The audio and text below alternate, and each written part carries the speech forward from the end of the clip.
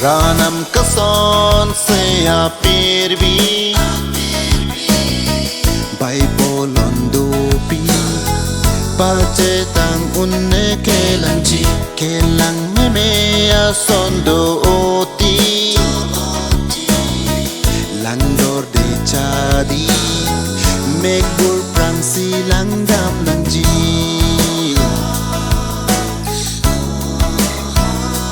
Bihek ko kamunthi losini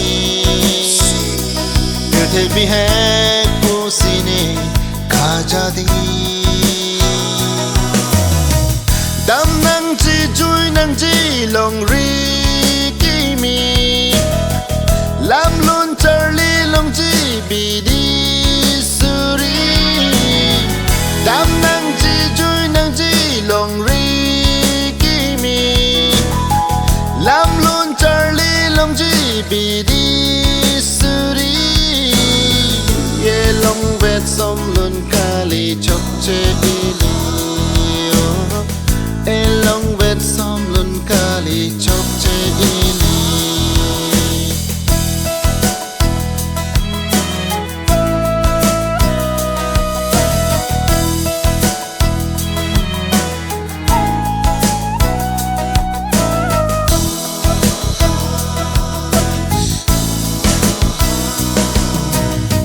Rong atok to veri vanon rong sopi Bang evan ikithi nang mek prang